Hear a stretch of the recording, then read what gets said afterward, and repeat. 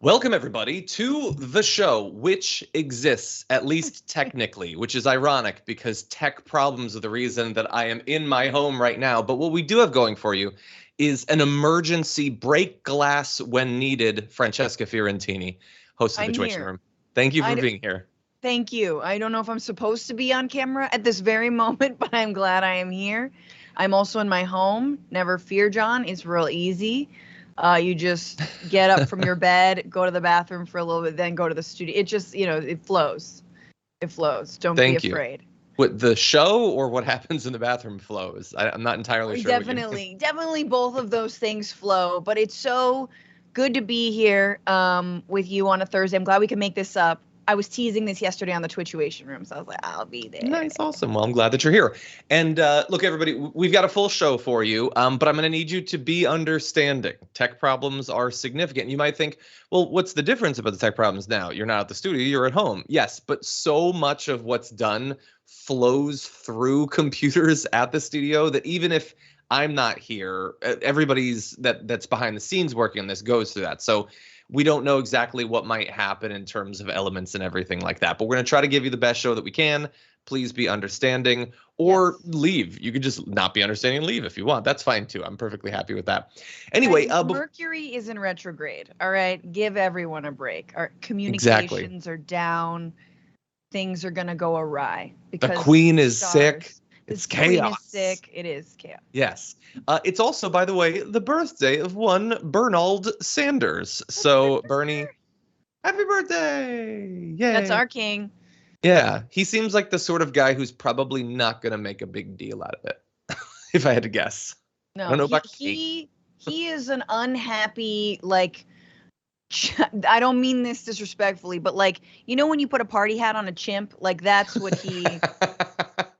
Like he's an unhappy chimp in a party hat. Yes, this is a reference to Nope, if you have seen it. Oh, yeah. Thank you. And by the way, you should.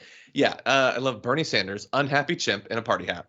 Anyway, by the way, I generated some AI art for the birthday of Bernie Sanders, which is up on my Instagram right now, so everyone can check that out.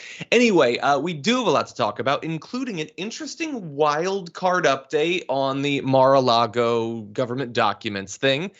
AOC gave an interview, and honestly, how dare she? We'll be talking about that and so much more. Did we find an excuse for Francesca to do her Greta accent? Yes, we did. That's coming. Don't worry. And a whole lot more besides. We're going to get to make fun of Ted Cruz, and all together we're going to have a lot of fun. So please hit the like button if you haven't already, especially today of all days. In honor of our tech trubs, please hit the like button.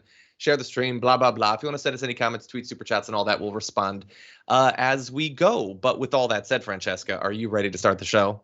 Absolutely. Okay, I'm going to not stare at the camera waiting for B-roll to come up that physically cannot come up. So I'm just going to jump into this. Are you ready for a bit of a wild card when it comes to the stolen government documents scandal? We've been wondering, what is this all about? And we've been given some indication that maybe it's about like the personal dealings or relationships of world leaders, maybe about Emmanuel Macron. Maybe it's about nukes. No, it is actually apparently partially about nukes. But there's something else that it might be about. And Rolling Stone has some great reporting on this right now. They say that in his final days in the White House, Donald Trump told top advisors he needed to preserve certain Russia-related documents to keep his enemies from destroying them. The documents related to the federal investigation into Russian election meddling and alleged collusion with Trump's campaign.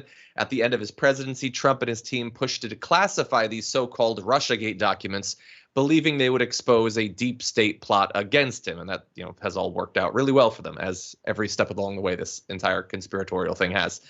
According to a person with direct knowledge of the situation, and another source briefed on the matter, Trump told several people working in and outside of the White House that he was concerned Joe Biden's incoming administration, or the deep state, which is so effective that it decided to just hand over executive power to Donald Trump for 4 years. They can totally rig elections. They just chose not to with Donald Trump. It's weird why they would do it that way. But anyway, that they would supposedly shred, bury, or destroy the, quote, evidence that Trump was somehow wronged. Now, we have more on this. But let's discuss, because the idea that that Biden's going to come in and shred this stuff, when if he were president, he wouldn't have to shred it. Trump wouldn't have access to it, especially considering that Trump is the guy known for shredding and indeed flushing government documents. Plus the idea that this is like crucial evidence that 18 months after the inauguration, nothing has come of.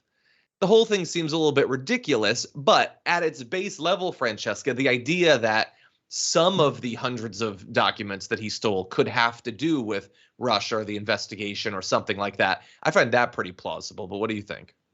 I completely agree with that take. That, like, absolutely, since Russia and the crimes surrounding the collusion with that country in the 2016 election, that Mueller basically found a bunch of evidence for, but then was like, nah, he's a sitting president. And we were like, we know, and you're still a Republican. It makes sense that he would want to cover up crimes or take documents that had relation to the Mueller investigation and to the Russia stuff. But the idea that he was like pushing to declassify it because it would exonerate him, or that the deep state was going to dig it up and use it against him. No, I don't believe either of those things. I definitely believe he would want copies of them and want to keep them so that other people couldn't look at them. But no valiant cause of like, so I won't, so I can prove my innocence. Like, buddy, you were already proven guilty. You just weren't charged with anything. Mm-hmm. People went to jail on your behalf. How much more of this dog and pony show are we going to do? Exactly. I love the idea of like, I have to prove how innocent I am by committing hundreds of crimes, including violations of the Espionage Act.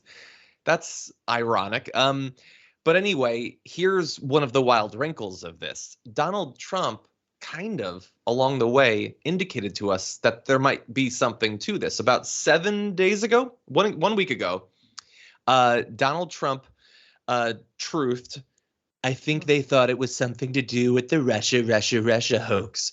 They were afraid that things were in there, part of their scam material. Well, here's the interesting thing. You know who knows what's in those documents? Donald Trump. We don't. We only have a little bit of information, occasional leaks, but he definitely knows what's in there. And the dude cannot go 5 minutes without projecting. So if he's saying they think it's about this, I think there's a pretty good chance that there's something in there.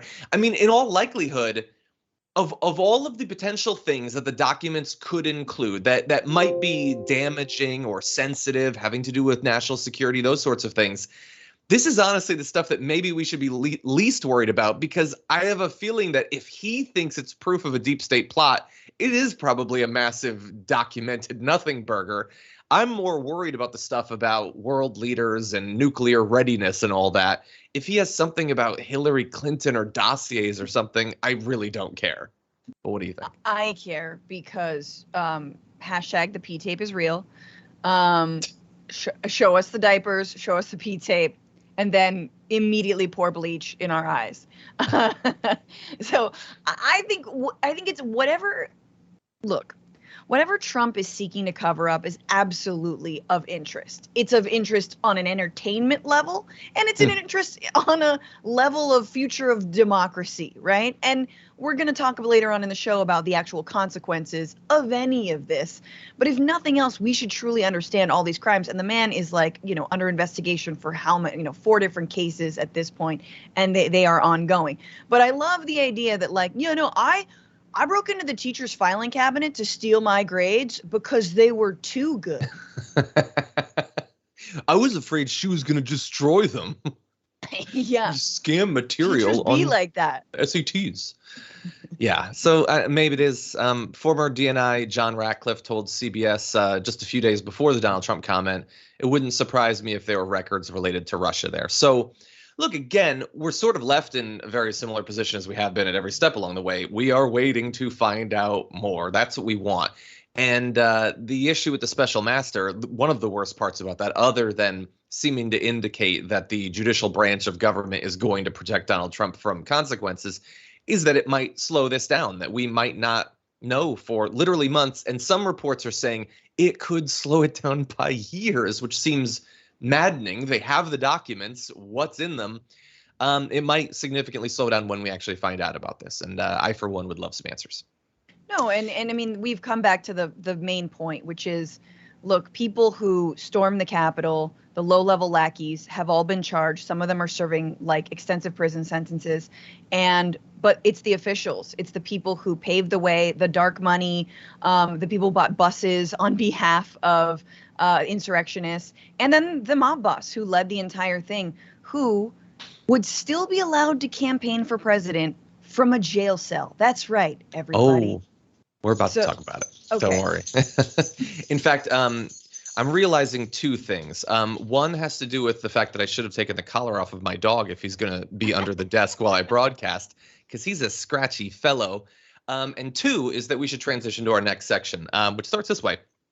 This entire Mar-a-Lago thing, the stolen documents, the raid, the different explanations as to why Donald Trump supposedly hasn't broken the law, and then all of the evidence that he has it actually broken through? What do people think about this like a month into this scandal? Well, NPR and PBS have a new poll, and there's some fascinating stuff in this. 47% say that Trump did something illegal and should be charged with a crime. So what do you know? It is indisputable that he broke the law, and the idea that you should suffer consequences if you break the law almost has half the country's support. 14% say he did something illegal but shouldn't be charged. Aren't those just the best kind of people? Oh, I acknowledge he broke the law, but he's one of my betters. He shouldn't suffer. 17% say that he did something unethical but not illegal. And so the interesting thing about that is you're wrong. That's not how the law works. It's against the law. Anyway, 29% say he did nothing wrong. And that's maybe the 29% of the country that has always been on the wrong side of these polls. It is insane to say he did nothing. You know that he stole hundreds of documents. You have every reason to believe they have to do with foreign leaders, nuclear weapons, all of that. He did nothing wrong. You would equally have no problem if Obama had done it or if Buttigieg does it someday. No, you're lying. You just don't care because it's Donald Trump. He did no wrong just translates to he can do no wrong. That's what 29% of the country thinks, Francesca. No, and look, I'm going to focus on that 47%. I'm going to hold it very, very close. I'm going to clutch it like a little leaf, a fall like little a blankie. Leaf. But yeah, I think, look, I am an optimist generally. I wouldn't be able to do this work if I weren't an optimist. And I have been feeling the walls closing in around Mr. DJT for some weeks now. And I'm feeling hopeful that even if he weren't legally barred from running again, he would be so overwhelmed with the amount of lawsuits against him, with the amount of investigations and crimes, that he would decide not to. And again, Giuliani is like, look, I appreciate, the salami spread you sent to my house the other day, but I'm actually going to need real money at some point. And so, he's going to jump ship. So I'm feeling hopeful, even though the majority of the country is still not quite there on this dude should never hold office again. Mm-hmm. Well, look, there we've been talking about the people. Well, let's talk about a specific sort of people. A sort of people that, at least their leadership, was declared by Dark Brando to be extreme and a threat to democracy. Okay, so what do Republicans think about this? 20% say he did something unethical. Okay, just unethical, not illegal. How many think he broke the law? 5% of Republicans say he did something illegal. Good God. Again, this is not a matter of opinion. This isn't which of these ties do I look better in. This isn't should I dye my hair purple again. This isn't about your opinion. He had the documents. He wasn't allowed to. It's against the law. You're simply wrong. You failed a core test. But in doing so, you definitely revealed something. It's that you don't think he can break the law. Yeah. You think that he is above the law. Literally. That's what you think. And so when, Brando identifies you as not supporting democracy, you believe that we need an authoritarian strongman who cannot be hemmed in by literally anything, public opinion, the results of elections, norms, traditions, or the law. Indeed, 63% of Republicans say he did nothing wrong. not a single one of them wouldn't be calling for Obama to literally hang for stealing a government document. But 63% say that he did nothing wrong at all. And that is scary. Now, I understand that, look, they haven't gotten accurate information, the vast majority of them. They consume their news through Fox News. Fox News works overtime to hide the truth from their audience. It's sad, unfortunately. But that is so many millions of people that think that this is fine simply because it's Donald Trump. I think that's a really good point that we need to keep on repeating, John, is that idea that, like, if you're feeling fragile about being called a fascist, do you believe that an alternate slate of electors should have overturned the wishes of the majority of the American people? Yes or no? Yes. Mm-hmm. Right. And that's the answer. The answer is yes. The vice president should have overturned the 2020 election results. No matter, we don't even have to use the word fraud. If that we can leave it aside. Just, do you believe that we should not have proceeded with the democratic process on January 6th? And oh yeah, the mob outside definitely believed that. So that's all we need to know. You guys are telling us what you are. We're just reading your lips. We're seeing that you don't believe in the democratic process. You like authoritarianism. You like extreme nationalism. You hate the other. You want to demonize people who aren't yourself. You are a fascist. Plain and simple. You want some percentages on that? This is the final thing I'm going to throw out to you. Yes. 27% of Americans, including 61% of Republicans, said they would still want Trump to run in 2024 if he was convicted of a crime. And I don't know if at this late date, I think they would lose a percentage or two even if he was literally in a cell. And not like, look, if you were to ask them, they'd be like, oh, it's deep state plot. No, like, he stole the documents. He's not even claiming that he didn't at this point. He's lying about declassifying them, but he stole the documents. We know that he did it. They don't care. There's no limit. Like, again, Donald Trump told us years ago everything we needed to know about this movement and the way that it was going to go down. He could stand on Fifth Avenue, he could shoot someone, and they wouldn't give a damn. They would support him. Honestly, after the experience of Kyle Rittenhouse, if they believed it was a leftist, they'd support him more for seeing him kill someone. And I know that we're not supposed to say that. We're supposed to pretend that we're going to go back to the spirit of unity and all that. No, they would support him more. And that's my final thought about this. Francesca, any other thoughts? No, just to say that Biden needs to take a page out of the Iderola book, because he can go a lot further. I mean, he claims that the Unite the Right rally was the reason that he ran for president in the first place. Well, someone was killed that day. So yes, we need to name the normalization of political violence that Donald Trump has brought, and name it every damn day. Pramila Jayapal just saying that someone was outside of her offices with a handgun. Right? I mean, this happens all the time in this country. We are so numb to it now, and we should not be. I agree. Okay, we're going to go to our first break. It's going to be an actual break. You're going to see some ads. When we come back, I am going to respond to a few comments, though, so don't go anywhere. We got a lot more show where that came from.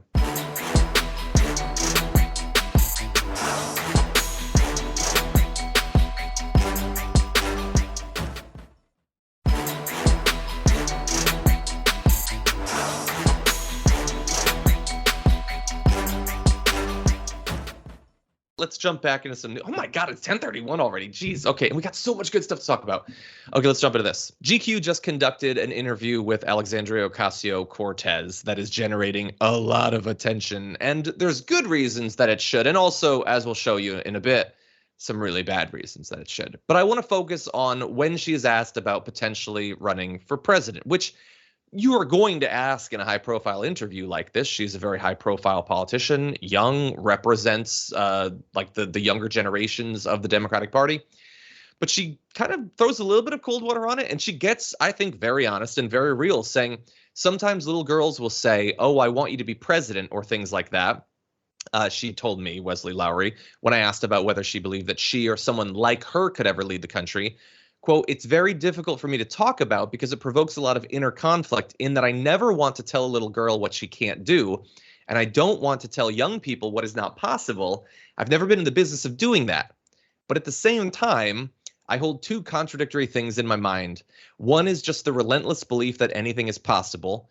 But at the same time, my experience here has given me a front row seat to how deeply and unconsciously, as well as consciously, so many people in this country hate women, and they hate women of color.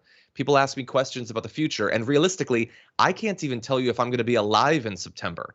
And that weighs very heavily on me. And it's not just the right wing. Misogyny transcends political ideology, left, right, and center. This grip of patriarchy affects all of us, not just women.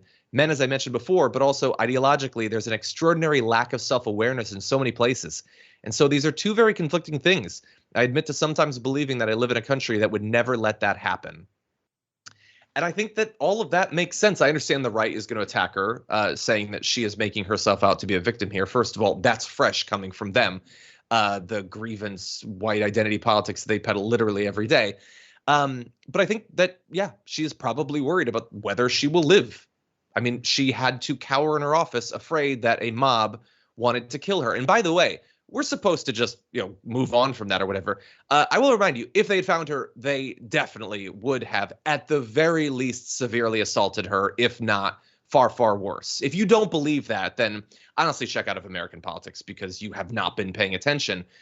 And I don't think that she's right that the country would never vote for someone like her. I think that at some point is definitely going to happen. I think that she would have a good shot at it. But I like that she's willing to be real about how, even as popular as she is, that is going to potentially butt up against a lot of baked in misogyny and racism that is not just the province of the right wing, Francesca. Mm-hmm.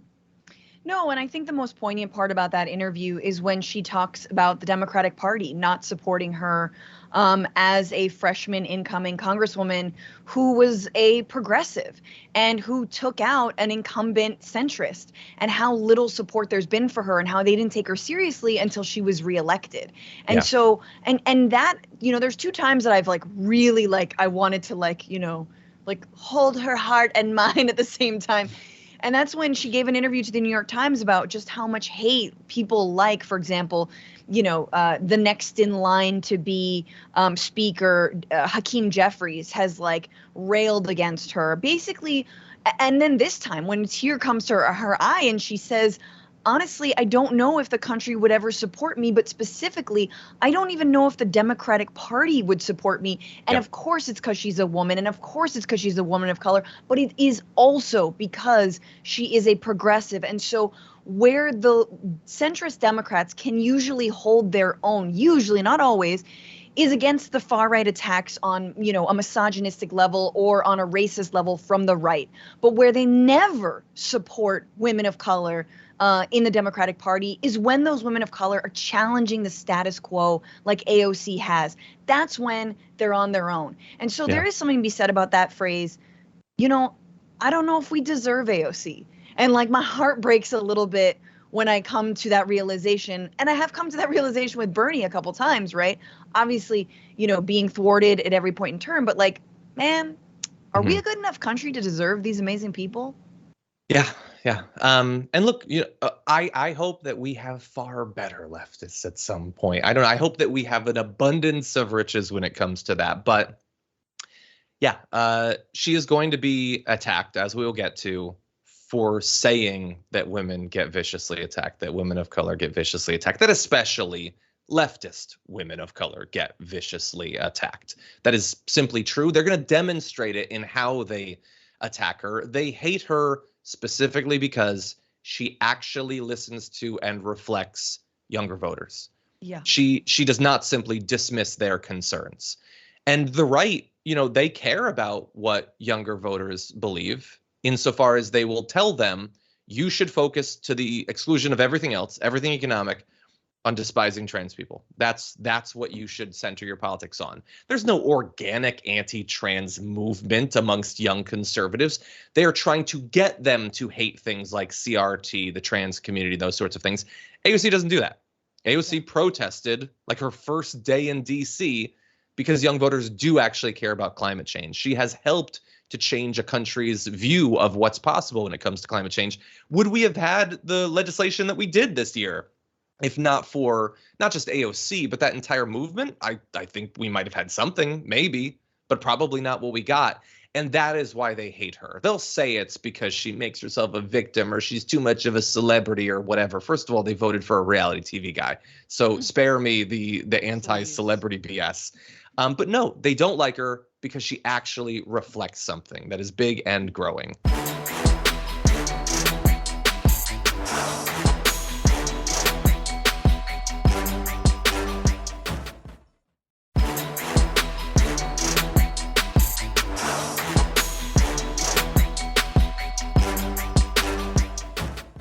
In any event, we need to go to breaking news for just a moment. We'll get to the criticism in just a little bit, but as many people have noted, social media, we're receiving breaking news that the Queen has passed. Queen Elizabeth II had been under medical supervision in Buckingham Palace throughout the morning, but pretty much everyone for the last few hours has been expecting that this is the prelude to her passing, and she apparently has. I believe she was 96 years old. She is described as passing peacefully, which is fairly easy to understand.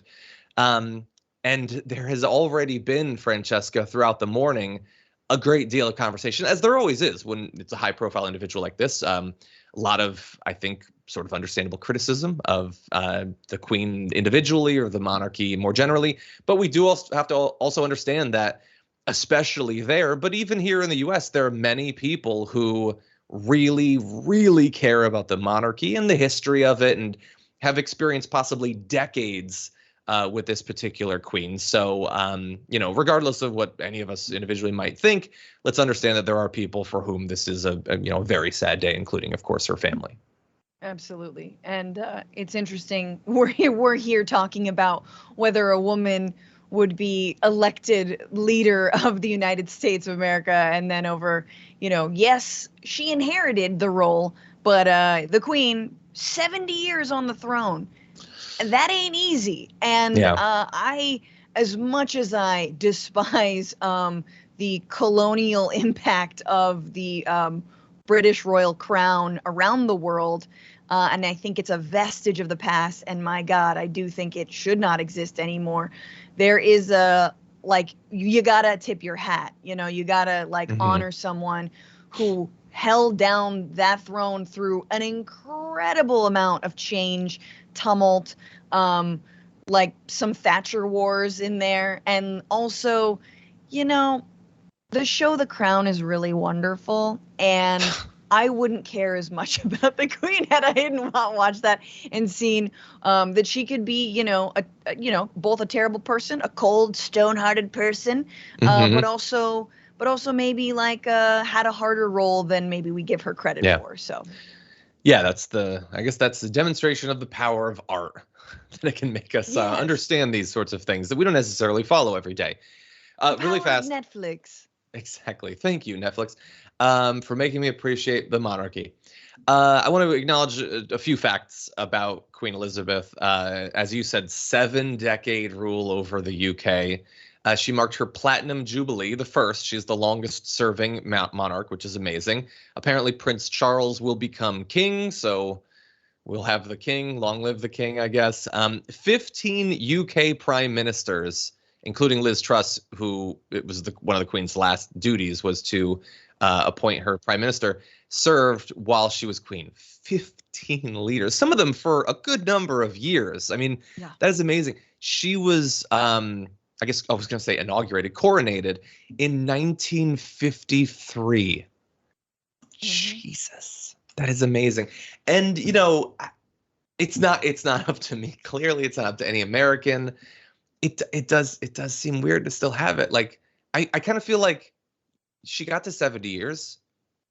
Maybe that's it. Maybe that's the last one that made history. And then, okay, now we're good. Now we're just going to start to have democracy or whatever, which they do. But I don't know. They're just going to continue. There's going to be king. Someday there's going to be a prince just flying on a spaceship to Mars, I guess. That's the weird way that humans operate. I don't know. I mean, I think that she was able to keep the family and the monarchy intact and a little bit despite all the scandal and despite whatever you think about it, kind of unflinching and unwavering. Now you got Philip up in there, or no, Charles, excuse me, my bad, R.I.P.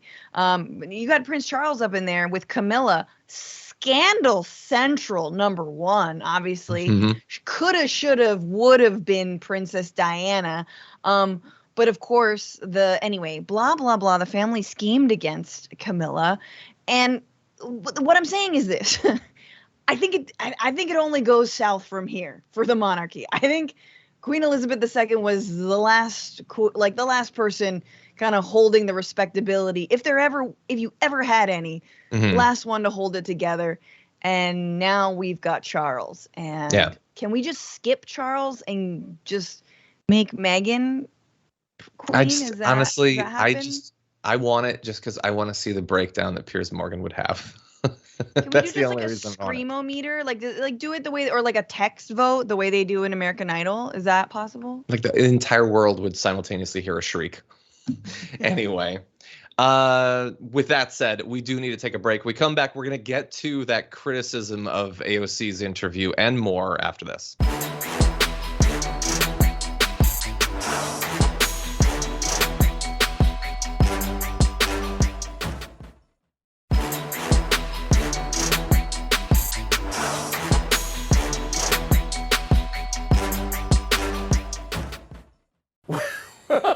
They're trying to kill me. They hate me. They just don't like women. Really? Who hates women? I've never met anyone who hates women. Not yet. Most men actually really like women. Good God. So first of all, it's messed up with Tucker Carlson that he would steal Mark Zuckerberg's laugh like that. Give it back to the robot man. He's worked on it for years. Second of all, do you get what he's saying there? Most men want to have sex with women, so they couldn't possibly be misogynistic.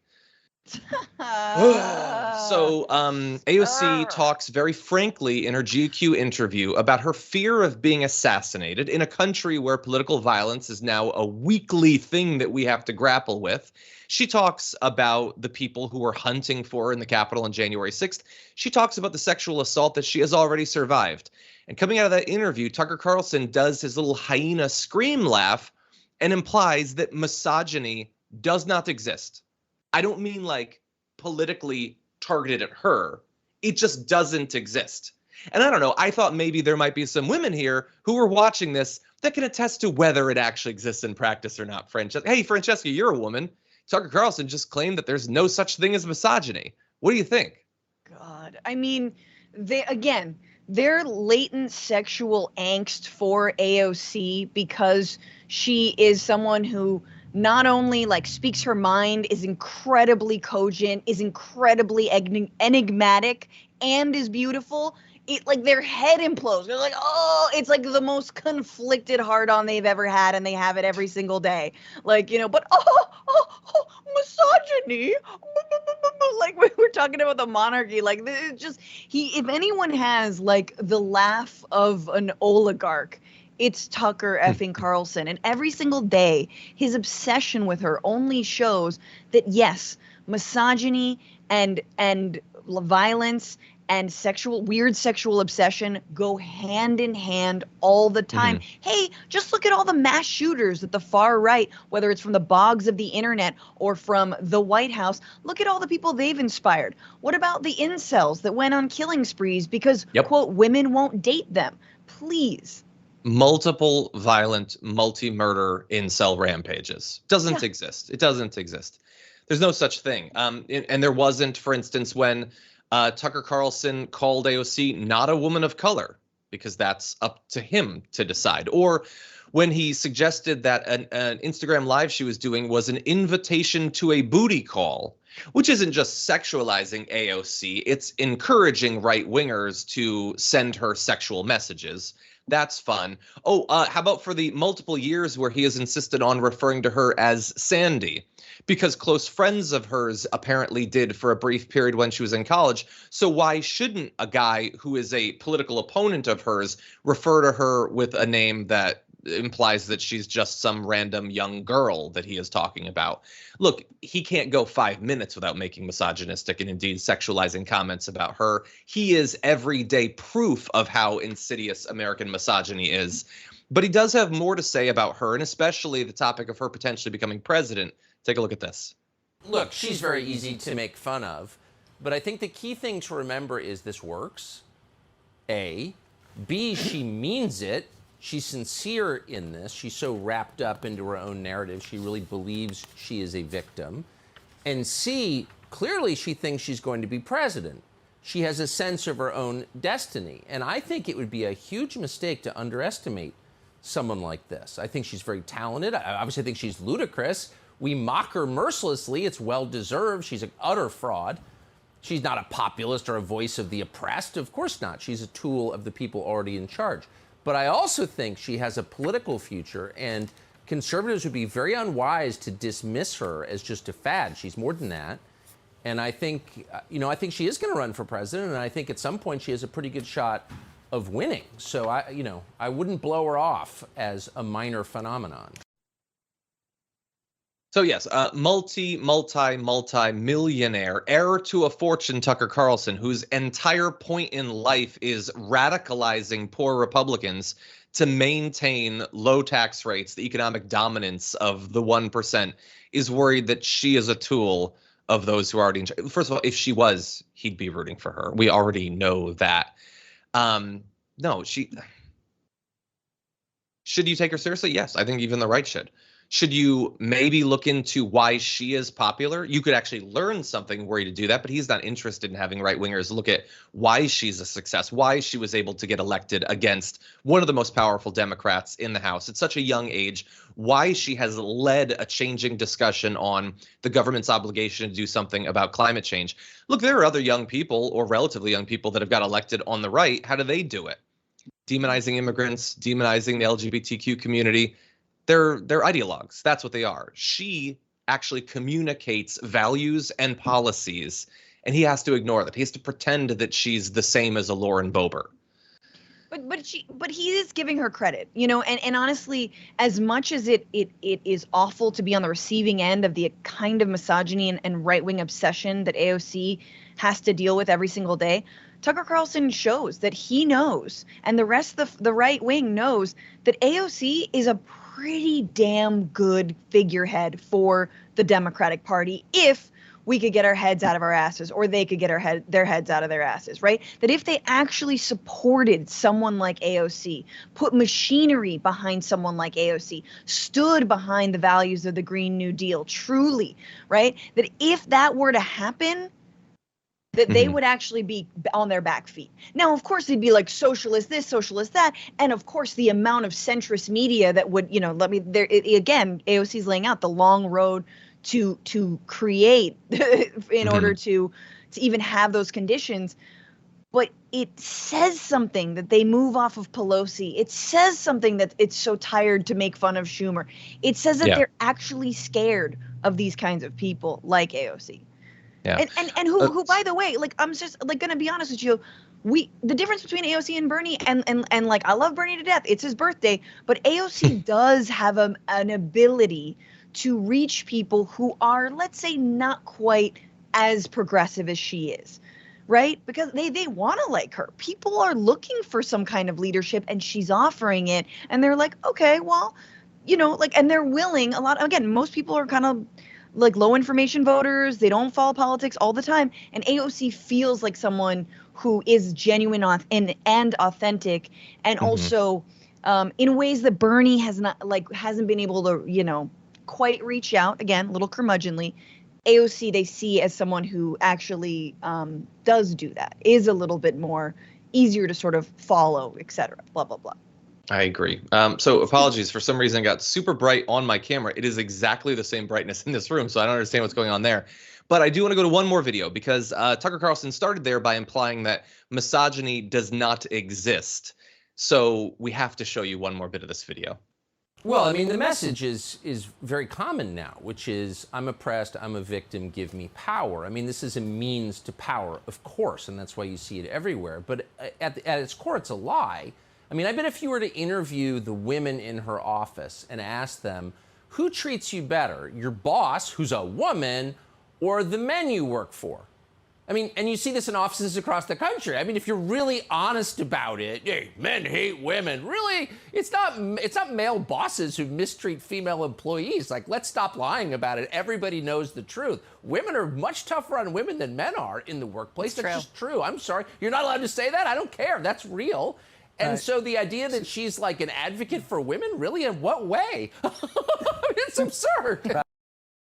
It's absurd. The idea that there could be misogyny. I mean, let's keep it real, everybody. You know them bitches. You ever worked for one of them bitches? They're the real problems. There's no misogyny in the world, but God, women bosses, so irrational, so emotional. And it won't get through to any of them. They won't, because the right wingers who will not nod at him saying there's no misogyny because they don't want that to be a thing that gets debated, love when he throws out blanket statements like that. Absolute madness. And of course you have the woman there on the panel nodding enthusiastically. Yeah, women are way worse bosses. I really would like a promotion someday.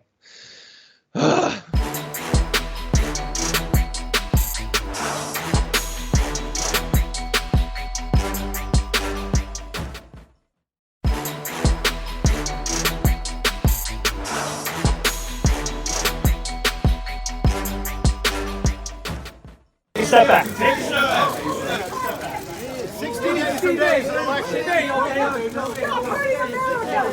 Stop hurting America! Stop hurting America! Stop hurting America, you greasy grifter! Stop hurting America, you greasy two-bit grifter!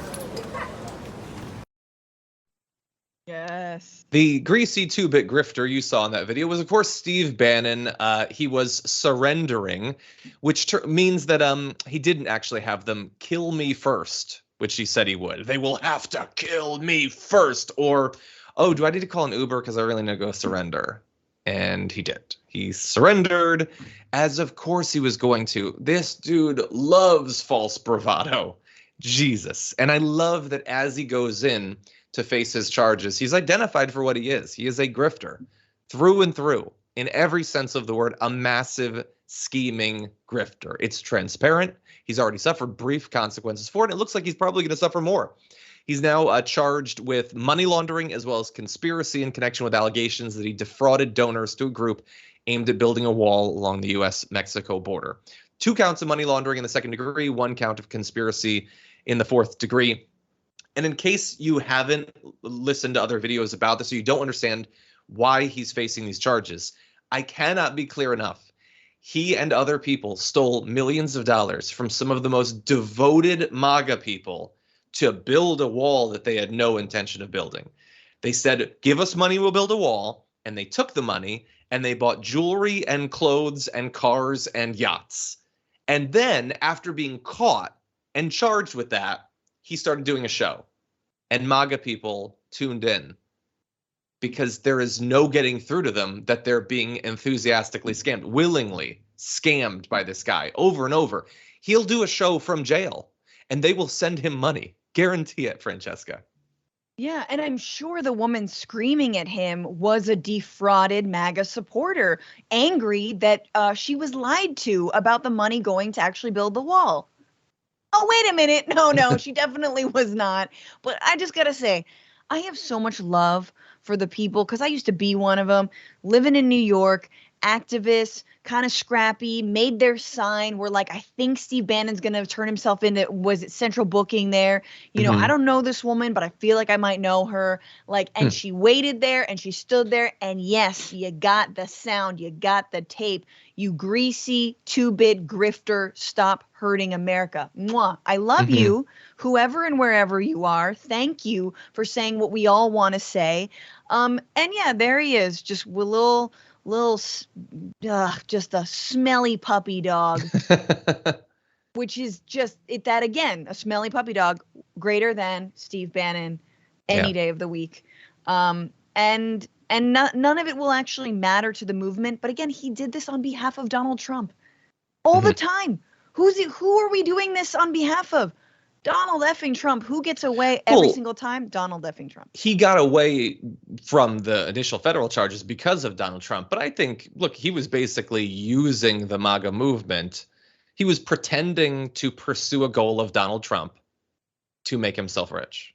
It's like the perfect grift. If I were Donald Trump, I would be furious about that. Imagine I have this goal. My one stated domestic goal is to have this wall. and you're going to take millions from people who love me so that you can get a yacht. It's crazy, honestly, that Donald Trump actually pardoned him. Like, Donald Trump's a grifter. He's not supposed to be okay with competition for the grifting. Every one of those millions of dollars could have been millions of dollars that he stole. And he is trying, which is another added layer of irony that, like, Bannon might end up serving jail time for ripping off MAGA people. Donald Trump is sending out emails right now to do the exact same thing. How many countless tens of millions of dollars did Trump raise after the 2020 election to fight it that he never had any intention of fighting it? He makes the amount that this group raised look like absolutely nothing, but he's able to get away with it. Steve Bannon isn't powerful enough. He isn't rich enough. He's barely a living biological organism, I guess. And so he can suffer the consequences. But every single day, there's other right-wingers doing the same thing, and they're walking free. It's ridiculous. Yes, if liver spots could talk, that is what Bannon's podcast is called. The thing is, John, though, it's like when you're part of a pyramid scheme as a political movement, this is what happens. Like, yeah, you're never going to necessarily get to the guy who created the pyramid scheme, but a lot of the other people, yes, this is like multi-level marketing, like in a political movement. Yeah. It's going to take a while for the actual whole thing to get taken down. It's maybe it's more of a Jenga. Like, it's not a pyramid scheme, it's a Jenga scheme. And there's a little Bannon piece that just fell out. Yeah. Oh, anyway. Couldn't happen a better guy. I love that he still has fans. It's like these you cannot get these people to acknowledge the way that they're being scammed. Absolutely ridiculous.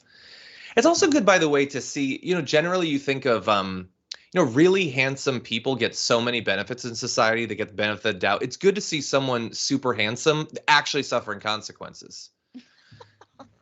Anyway. Anyway.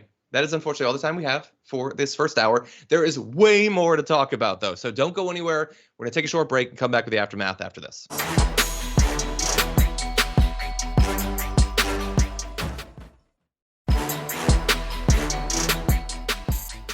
Let's see. Eclectic Miscellaneous says, so happy you were able to get the tech working. I know there's a lot of tech involved on streaming live on multiple platforms from multiple locations. It's not as easy as saying, let there be TDR, and there was TDR.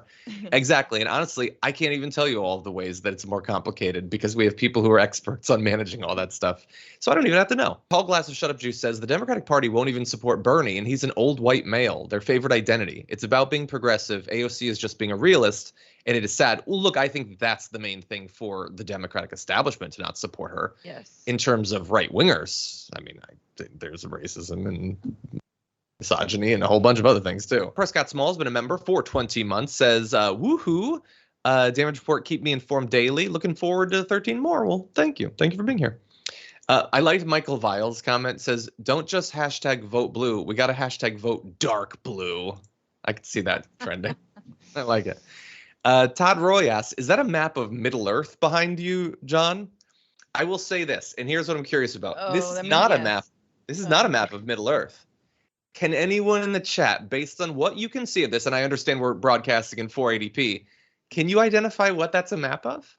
That's a little test for you. A little nerdy test. Anyway, John Shepard says, I just joined, and honestly, the home shows have their own charm. Maybe do those once every 2 weeks or so. Well, Francesca's always broadcasting from home. Yeah. I bring the charm. You do. By the way, multiple people have already correctly answered that is a map from The Wheel of Time, which is also now a fantasy series available on Amazon, I believe it is. Anyway. Okay, Cecile Maths, welcome to membership on YouTube. Thank you for being here. Mama Bear Dragon, hey, Mama Bear Dragon, sent a super chat saying, I feel like an insignificant drop in a vast, endless ocean, but I'm reminded of a quote from David Mitchell. What is an ocean but a multitude of drops? Try to stay positive, everyone. I like it. Hello, beloveds.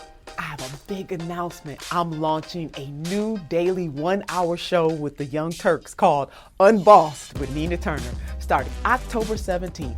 We are going to be taking on corruption in all of its forms, whether it's big money, big pharma, the injustice system, the establishment of both parties. All that we love is on the line. They keep coming for the people, not serving the people. Now we're coming for them. Anytime anyone, anywhere tries to take power from the people, that is where we will be together on Unbossed. And not only are we going to take on these people, we're also going to have a little joy while we fight. What is life without having some joy? The channel's already up, so go subscribe now, yes, right now, at youtube.com/unbossedTYT. Thanks for listening to the full episode of The Damage Report. Support our work, listen ad-free, access members-only bonus content, and more by subscribing to Apple Podcasts at apple.co/TYT. I'm your host, John Adarola. I'll see you soon.